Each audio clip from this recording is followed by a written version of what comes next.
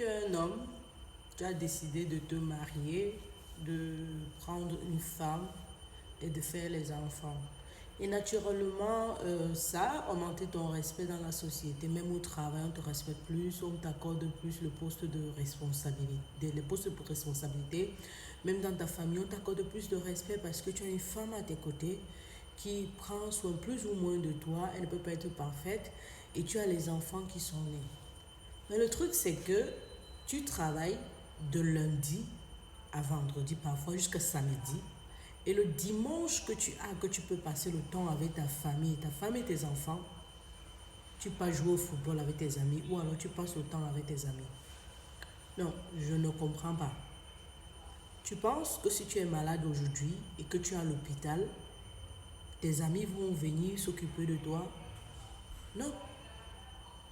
Les plus respectueux, les plus gentils t'apporteront l'eau et les fruits à l'hôpital et ils vont s'asseoir avec toi maximum 15 minutes. Tu sais qui sera à ton chevet? Ta femme. Si tu l'as bien traitée. Parce qu'il y a des femmes qui sont rancunières. Quand tu la traites mal, elle te rend ça, hein, que ce n'est pas normal. Mais je dis, la personne qui sera à ton chevet, c'est ta femme. Et si tes enfants sont grands, tes filles. Donc le temps que tu es en train de perdre maintenant à passer avec tes amis, c'est le temps que tu pourrais accorder à ta femme, à tes enfants, passer de bons moments en famille. Tu vois ce que je dis là, tu ne peux pas vraiment comprendre parce que tu ne sais pas que d'ici 40-45 ans, les forces vont te lâcher. Ton corps va te lâcher. Tes os vont commencer à te rappeler que tu es âgé. Et d'ici peu, tu vas commencer à avoir la maladie des vieux, le rhumatisme. Les gens même les plus chanceux n'ont pas l'hypertension ni le diabète. Mais tu vas commencer à avoir les maladies des articulations, des os et des muscles. Tu auras besoin de quelqu'un pour t'apporter de l'eau. Tu auras besoin de quelqu'un pour t'apporter tout ce que tu veux. Et là, en ce moment, c'est où tu te rends compte qu'en fait, tu as passé tout ton temps à travailler, à dire que tu offrais du meilleur à ta famille, tu offrais l'avenir à tes enfants, seulement que tu ne leur as offert que le mépris. Parce que si tu n'as pas passé le temps avec eux, pourquoi devraient-ils te rendre le temps que tu ne leur as pas donné? On te rend seulement ce que tu as donné. On ne dit pas qu'il faut pas aller travailler. Et que dit de ceux qui vont en mission? Quand ils rentrent de la mission, ils organisent des fêtes, ils partent rester avec leurs amis. Une famille, c'est le temps de qualité. Et que dit de ceux qui pensent que quand ils rentrent comme ça, ils achètent les cadeaux aux enfants et à la famille, quoi qu'ils ont tout conclu? Il y a des femmes qui s'en foutent des voitures et des gros sacs. On appelle ça le langage de l'amour. Certaines femmes, moi par exemple, mon langage de l'amour, c'est de passer du bon temps avec moi. Tu peux ne même pas m'offrir les cadeaux, mais si on peut s'asseoir regarder un film ensemble, tu m'as tout donné. Si tu peux me laisser me coucher dans tes bras, tu m'as tout donné. Didi, ça là seulement, je peux te rendre ça toute ma vie. C'est ça qu'on appelle connaître sa personne. Si tu ne connais pas la personne, pose la question. Si tu ne peux pas acheter le livre, ce que j'aurais dû savoir avant de me marier, tu vas connaître tout ça. Tu ne peux pas vivre pendant des années, 10 ans de mariage, tu ne connais pas ta partenaire, tu ne connais pas dès que ta femme veut parler, tu cries sur elle, tu dis, tu veux déjà me commander, tu es venu pour me commander.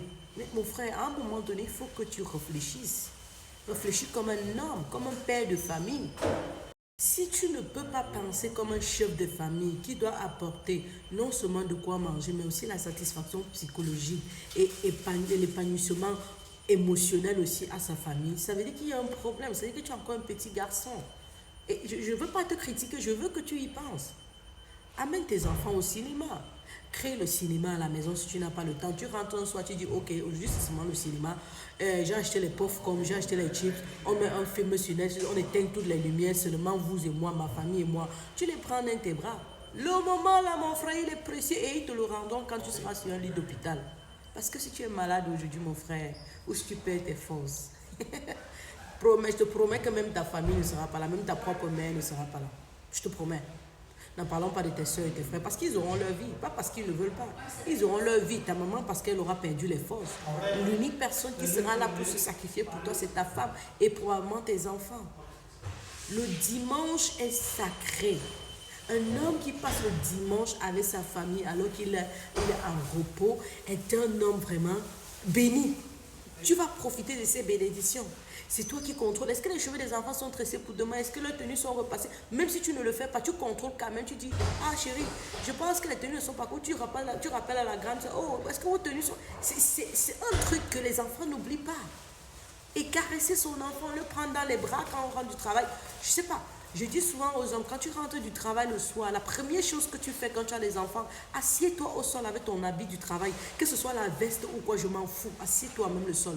Tu prends les jouets, tu lui demandes, tu regardes ton enfant pendant que tu demandes comment était la journée. À travers la gestuelle de l'enfant, le comportement de l'enfant, son regard, tu vas comprendre si sa journée s'est bien passée ou pas. Quand l'enfant est excité, ça se voit dans ses yeux. On ne peut pas cacher ça. Tout comme quand l'enfant a été peut-être abusé, je sais pas, violenté peut-être à l'école, quelqu'un lui met les doigts, tu sauras parce que l'enfant ne pourra pas te regarder dans les yeux. Il aura une sensation de peur. Je vous ai parlé de la communication non verbale. C'est important. Et c'est à quel moment tu fais les devoirs avec ton enfant, papa?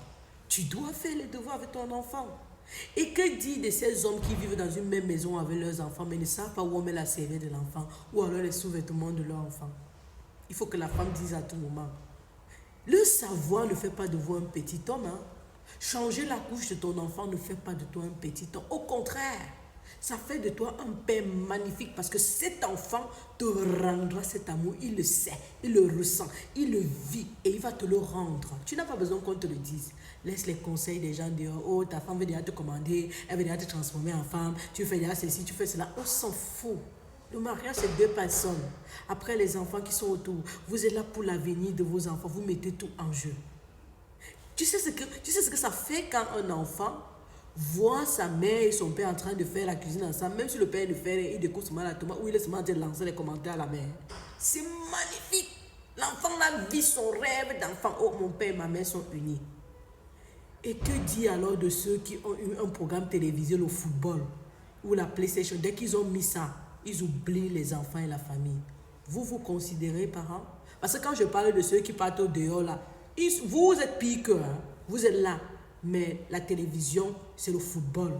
À quel moment est-ce que vous regardez un programme télévisé avec vos enfants, vous vous amusez, vous jouez, vous coloriez, vous jouez le Scrabble, vous jouez le puzzle, vous jouez le chess, vous faites des petites activités avec vos enfants. À quel moment vous partez au manège avec les enfants? Même si vous partez au manège, vous êtes au téléphone pendant que les enfants jouent.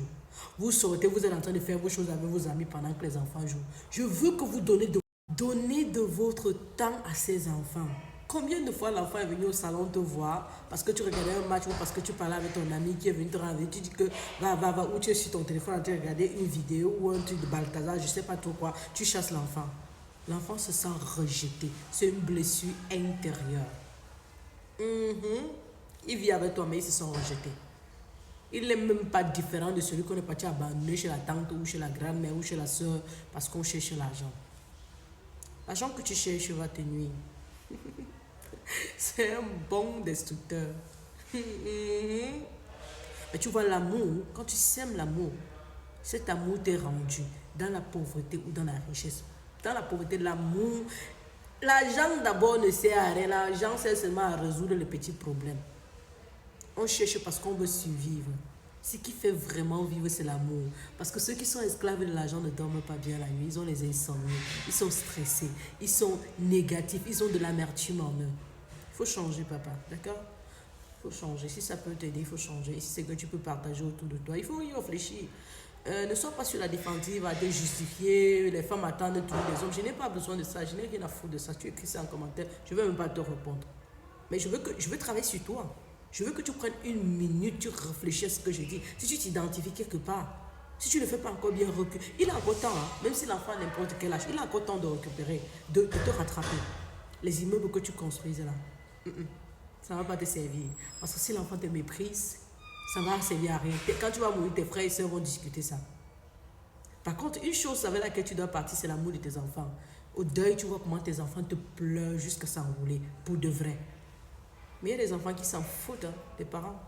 Tu es en train de souffrir ou pas, il s'en fout, il vit sa vie. Parce que tu ne lui dis rien, tu ne lui as rien donné, il ne peut rien te donner. Tu penses lui avoir tout donné en l'envoyant à l'école, en achetant les